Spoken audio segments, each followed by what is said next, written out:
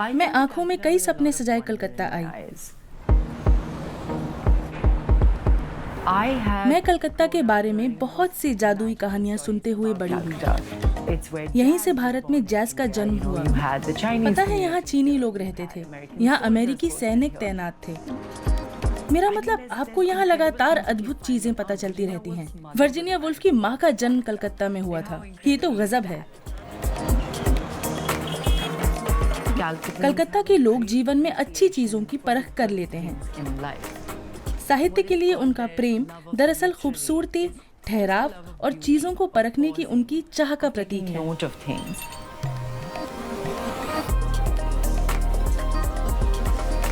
तो आप देखेंगे कि पूरे शहर में ऐसे बिजली के बक्से हैं जिन पर कुछ बना हुआ है। और ये कलकत्ता की खासियत है, छोटी छोटी सी चीज को सुंदर बना देना। और मुझे लगता है कि लोग उस खूबसूरती के लिए समय निकाल लेते हैं। और इस शहर की यही बात मुझे पसंद है। तो हाँ, शायद कलकत्ता ने ही वर्क लाइफ बैलेंस को जन्म दिया।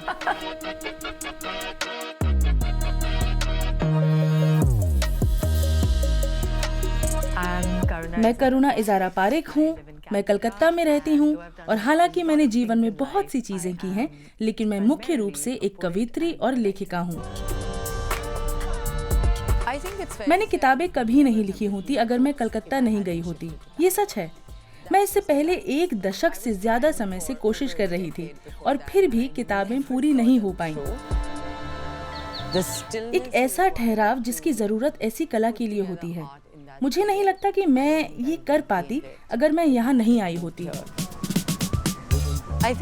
मुझे लगता है कि शायद ये उन कविताओं में से एक है जो मैं अभी पढ़ने वाली हूँ। इसका नाम है जॉय। शायद ये उन चंद कविताओं में से एक है जो कलकत्ता आने के तुरंत बाद मैंने लिखी। मैं भूल गई थी कि शब्दों के साथ खेलना कैसा होता है, क्योंकि मैं औरों के लिए लिख रही थी। वो लोग जो ऐसी गंभीर बातें सुनना चाहते थे, लेकिन मुझे चाहिए वाइन, विश्व शांति, मगरमच्छ अपनी खाल बचाए रखें, हाथी अपने दांत, रविवार को अच्छा खाना और देश अपनी सीमाओं पर छूट दें। अब अगर तुम्हें ये खुशनुमा नहीं लगता मेरे दोस्त, तो क्या लगेगा? मैं एक ऐसे समय पर यहाँ आई थी जब मैं जीवन से थक चुकी थी। मैं अपने जीवन में बहुत मुश्किल समय से गुजर रही थी। मैं बेहद थकी हुई थी और यहाँ आकर मैंने खुद को बेहतर होते देखा, क्योंकि ये शहर ऐसे मौके देता है। यहाँ आप लोगों को यूं ही झपकी लेते हुए देखेंगे। आप देखेंगे कि लोग समय निकाल रहे हैं। आपको दीवारों पर कविता दिखेगी और लोग रुकते भी हैं उन्हें पढ़ने के लिए।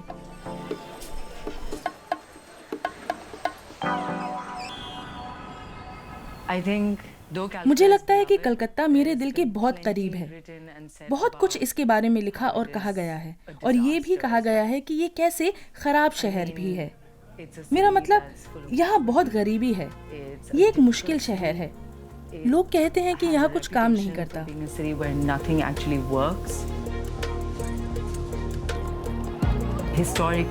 ऐतिहासिक रूप से कई सालों से शहर से युवा लोगों का पलायन हो रहा था, क्योंकि उन्हें लगता था कि यहाँ उन्हें वैसा काम नहीं मिलेगा जैसा उन्हें दूसरे शहरों में मिल सकता है।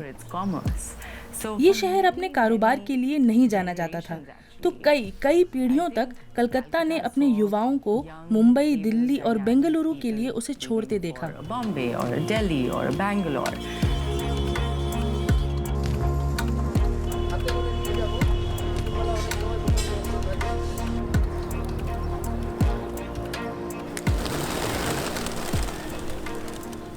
और मैं अब इसे बदलते हुए देख रही हूँ, जो बहुत दिलचस्प है।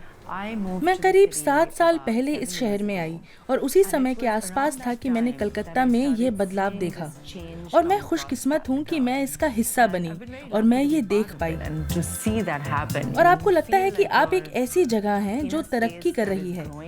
यहाँ कुछ बहुत दिलचस्प हो रहा है। मैं चाहता हूँ कि हम करुणा के कुछ पसंदीदा खानों को अलग तरह से बनाएं। क्या हम भेंट की कतला बना सकते हैं?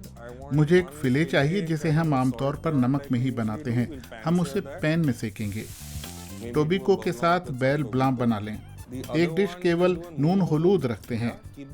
कांटों को अलग रख लेना, उससे हम आला मेलू तेल झोल बनाएंगे, ठीक है ना? For the first time, पहली बार ऐसा हुआ कि कई युवा जो विदेश में पढ़ाई करने गए या फिर बाहर किसी शहर में गए, उन्होंने वहां ना रुकने का फैसला किया और वापस कलकत्ता आकर वहां की बजाय यहाँ कुछ करने की सोची।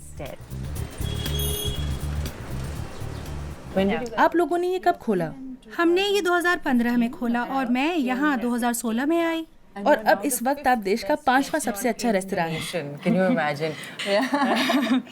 आप जानते हैं, आप वो कैलकटन्स हैं जो इस नई पीढ़ी का हिस्सा हैं, जिन्होंने कलकत्ता में रहने का फैसला किया। क्या वजह रही कि आप यहाँ रहीं और शहर के बाहर अवसर की तलाश नहीं की? मुझे लगता है कि मैं आसपास गांवों के कारीगरों के साथ काम कर रही थी और शांति निकेतन में भी मेरी पहुंच थी। वास्तव में मुझे नहीं लगता कि मुझे ये अनुभव कई जगहों पर, खासकर अमेरिका और अन्य देशों में मिल सकता था। तो मुझे एहसास हुआ कि ये वो जगह है जहां मुझे लगता है कि यहाँ काम करने में खुशी मिलती है। तो यही कारण है जो मुझे वापस कलकत्ता में रहने के लिए खींच लाया और फिर मैंने अपने पति को भी मना लिया। There's also great मैं देख रही हूँ कि कलकत्ता में लोग अब उसकी विरासत को समझ रहे हैं। आर्किटेक्चर ये शहर की सबसे शानदार चीजों में से एक है। आप देखते हैं कि बहुत ज्यादा सम्मान बढ़ा है इसके लिए। perhaps it was शायद पहले इसका महत्व नहीं समझा जाता था। हो सकता है कि इस आर्किटेक्चर को नुकसान पहुंचने की वजह से लोग अब इसे संजो कर रखना चाहते हैं। better. तो आज हम in the footsteps of the Raj Dalhousie square walk पर चलेंगे, ठीक है? और इस दौरान हम शहर के औपनिवेशिक इतिहास को जानेंगे और उन सभी संस्थानों को समझेंगे जो अंग्रेजों ने अपने पहले साम्राज्य कलकत्ता के लिए बनवाए थे, कि आखिर क्यों उन्होंने कलकत्ता को लंदन के बाद अपने लिए सबसे जरूरी शहर कहा था। तो हम लोगों को इस सैर पर ले जाते हैं, उन्हें दिखाने के लिए कि कैसे कलकत्ता ने एक आधुनिक भारत के विचार को जन्म दिया जो इस इलाके से शुरू होता है। जी हाँ, चलिए चलते हैं।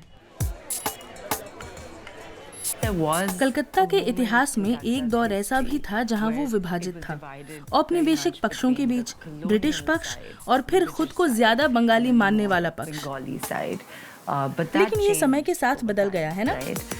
So this is तो ये वो जगह है जहां रेमिंगटन का मुख्यालय हुआ करता था। कब तक? so you'll have really तो आप लकड़ी का विचित्र काम देखेंगे, खासकर बंगाली मध्यम वर्गीय इलाकों में। लेकिन उनकी इमारतों में आज भी औपनिवेशिक दौर की छाप है। architecture of colonial India. One of the एक things चीज that जो कलकत्ता की सोच को दिखाती है वो है धर्मनिरपेक्षता के प्रति इसका संपूर्ण आदर और प्रेम। adoration of the secular. It ये सुनिश्चित करता है कि हर संस्कृति, हर धर्म को सम्मान, प्यार और स्वीकार्यता मिले और शहर इसी ताने बाने से बुना है। लेकिन मुझे लगता है कि ये एक बहुत ही सीधी सादी संस्कृति भी है। सड़कों पर भी लोग एक दूसरे से अच्छे से पेश आते हैं। लोग यहाँ चलते फिरते मजाक करते हैं, वो एक दूसरे को देखकर मुस्कुराते हैं और ये मुझे बहुत पसंद है। मुझे भी पसंद है। अगर मुझे बेहतरीन आर्थिक विकास और सड़कों पर लोगों के अच्छे व्यवहार के बीच चुनना होगा तो मैं अच्छे लोगों को ही चुनूंगा। बिल्कुल। मुझे तो लग रहा है कि तुम कलकत्ता से हो क्योंकि तुम लोगों को चुनोगे। बेशक। क्या हम उस दिशा में जा रहे हैं? हाँ, हम उस दिशा में जा रहे हैं। one of the इस शहर के बारे में कई लोग इस थ्योरी में यकीन रखते हैं कि ओह, उनकी तो काम करने की मानसिकता ही नहीं, क्योंकि वो लोग हमेशा से समृद्ध और संपन्न रहे, तो उन्हें काम करने की जरूरत ही नहीं लगी। that they उन्हें लगता है कि चावल का क्या है, पानी में उग जाता है, कितनी सारी मछलियाँ भी उपलब्ध हैं, और इसलिए जब खाना था ही तो लोगों की सोच मेहनत करने वाली नहीं रही। मुझे लगता है कि शहर ने मुझे ज्यादा सोच विचार करने वाली इंसान बना दिया है। I think the city has मुझे made me लगता है more कि मैं चीज़ों को अब ज़्यादा समय दे पाती हूँ। मैं वास्तव में खुद को मौका दे रही हूँ चीज़ों का आनंद लेने और इसमें डूबने के लिए। enjoy things and let it. आप जानते हैं, मैं ये सब नहीं करती I थी। don't think we do that enough. हाँ, तुमने बहुत मछली खा ली। I think we मुझे लगता है कि हमें ये मानना होगा कि हम अपनी खुशियों को तवज्जो नहीं देते, and और कलकत्ता आपको खुशियाँ महसूस करने का मौका देता है, जो काफ़ी अद्भुत है।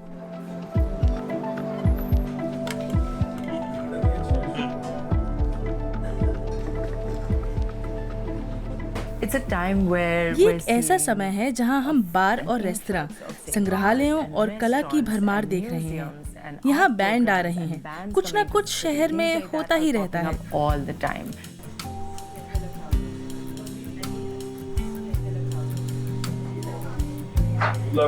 यहाँ के अंडे बढ़िया हैं, उन्हें टोस्ट के साथ खाइए।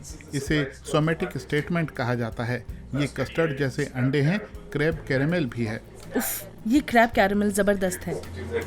शायद सिएना की सीक्रेट सॉस है। There is a sense in other cities ऐसी धारणा है कि अन्य शहरों में सफलता और संघर्ष वाली मानसिकता होती है, लेकिन कलकत्ता एक छोटा सा शहर ही है। Calcutta is just a little, small town kind of place. नहीं, मैं ये नहीं मानती।